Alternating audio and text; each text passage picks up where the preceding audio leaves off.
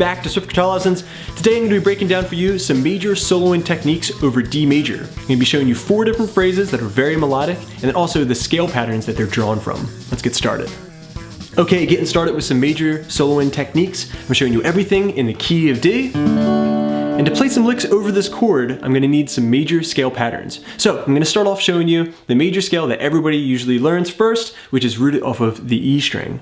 In order to do this, I need to find myself a D note on the 10th fret E string. Your scale is going to sound like this.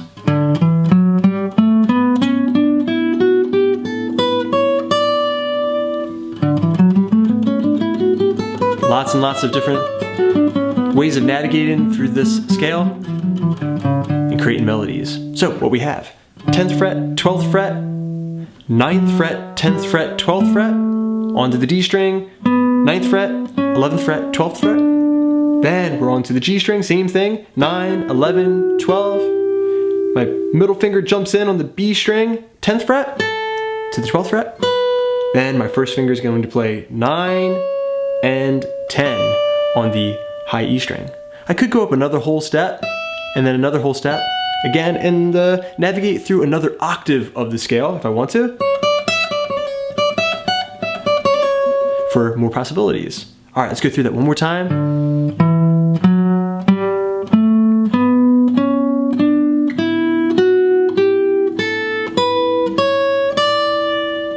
Okay, so we have that E rooted scale down. But before we move on to the A rooted scale, we should also be able to play that in another position, in what I call the backyard position. And it kind of comes from like this little G major form of D major, which is very difficult to play. But regardless, the scale is actually easier than the version that we just learned, and is a little bit more conducive to creating licks. So it's going to sound like this. Same thing, same notes. So here we're playing our pinky on the 10th fret of the E string, then I'm playing 7th fret A, whole step up to the 9th fret, and a half step up to 10. Then just a whole step, 7th fret, 9th fret on the D string. Then we're to the G string, 6th fret, 7th fret, 9th fret. Then up one half step, I'm in the B string, 7th fret, up a half step to 8, to 10. And then the high E string, 7, 9, 10.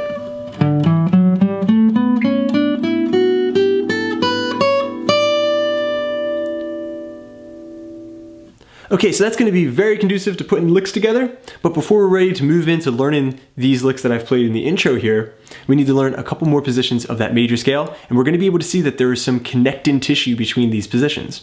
All right, the next one is going to look like this.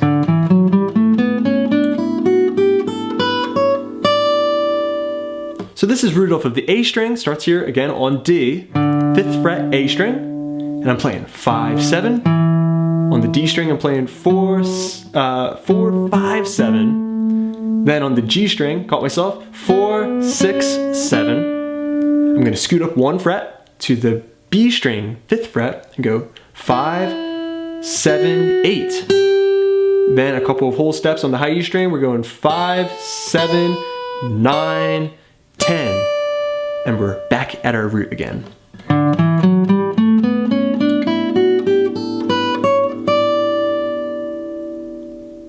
We need one last position, and we'll start to see that there is some connecting tissues again, notes that are in common between these different patterns. So the next one is going to look like this, also rooted on the A string.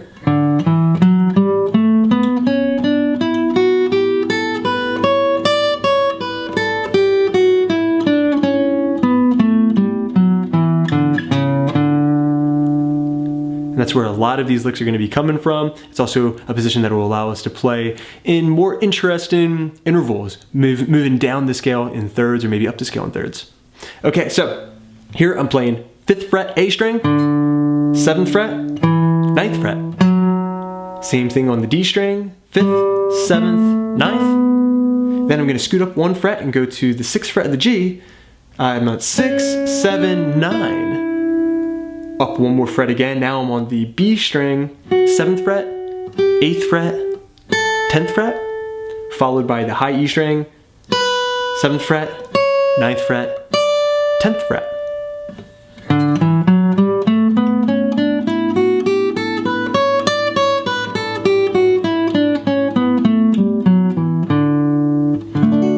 And this is all wrapping around this A rooted bar chord that we have, D major.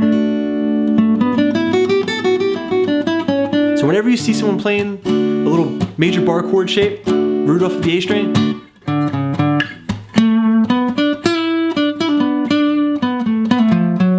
lots and lots of cool licks are sitting right there in that pocket. Okay, with all your scale patterns down, you're ready to move on to lick number 1. It's gonna sound like this. One more time, real slow. Stopping there on an A note on the B string, which would be great for a change if we were going from D major to A major. That would definitely create for a very nice transition lick.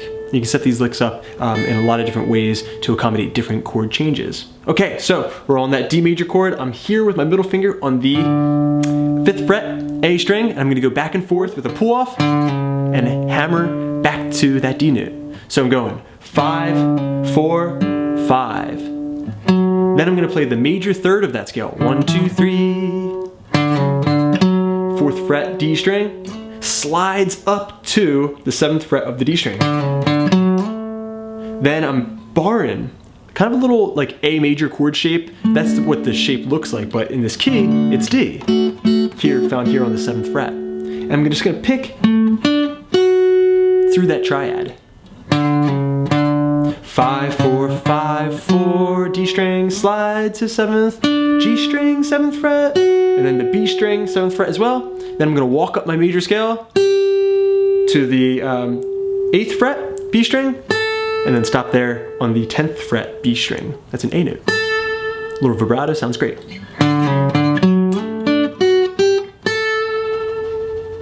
Okay, with lick number 1 down, we're ready to start our descend using thirds through our major scale rooted on the A string.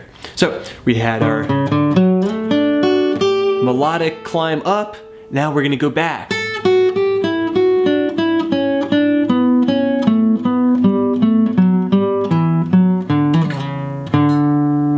To the root. All right, so all I did there is I played through my major scale.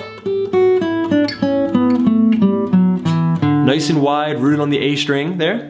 But I'm going to play a third for every note consecutively throughout that scale. So as I descend down the scale, I'm gonna play each note's third.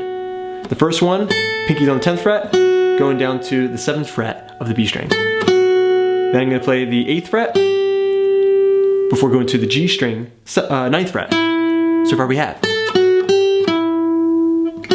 Then I'm on to the 7th fret B string, the note that's stacked right above it, 7th fret G string. So far we have.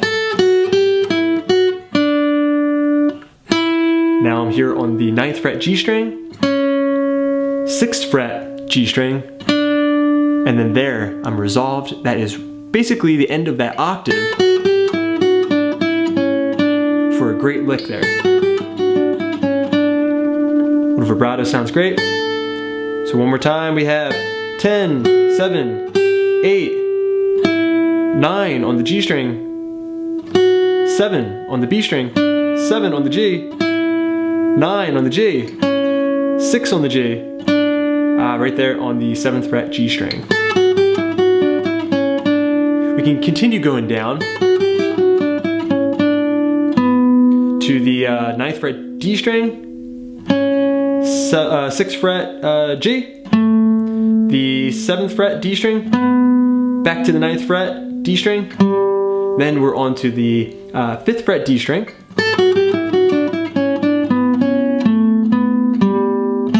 7th fret D, the 9th fret of the A string. Now we're getting pretty low.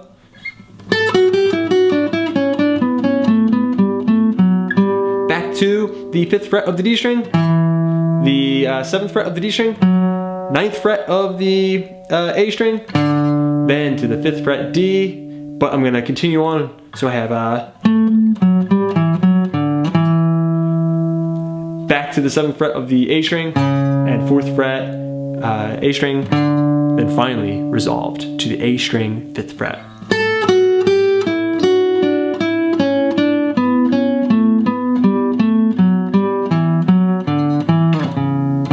You can add in some little hammers and pull-offs as you go through.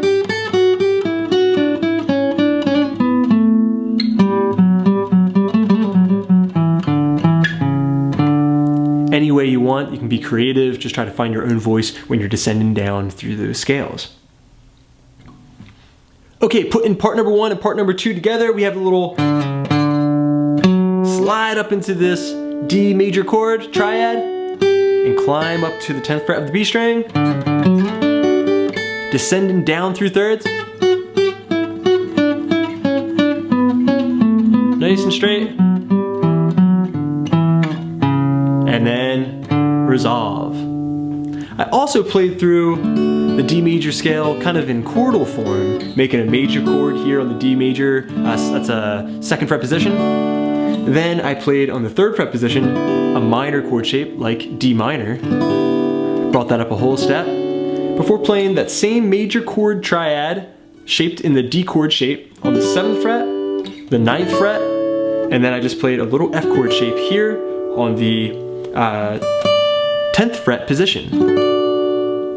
Okay, so that ascending chordal pattern up that major scale in chordal form got me back up into my major scale position, the standard position that most people learn in the early going. And I'm gonna take that F major chord shape and play this really nice little melodic lick. Sounds like this.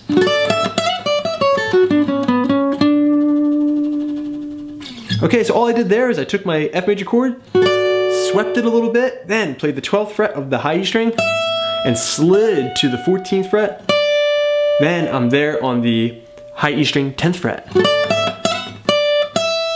Then I'm back to the 12th fret before I descend downward in a nice little staircase pattern. High E string, 9th fret, 10th fret B string, the 11th fret G string, and then my pinky here on the 12th fret of the D string. I like to go to the 9th fret of the D string, the 11th fret of the D string, and then resolve on D.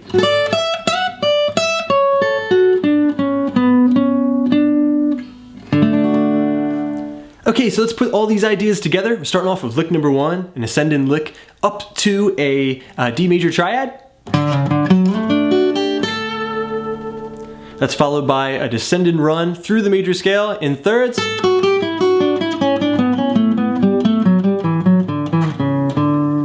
Then we're going to climb back up the scale, but in chordal form.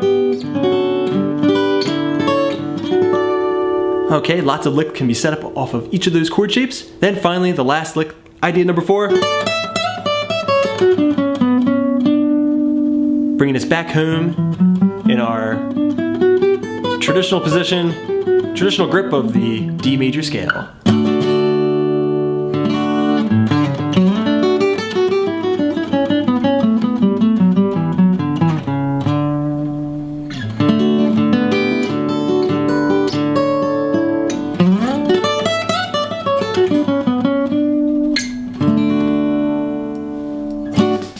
Alright everyone, thanks so much for checking out this lesson on lead guitar soloing over major keys. I hope you enjoyed it. I got plenty more lessons coming up, so keep checking back and please subscribe.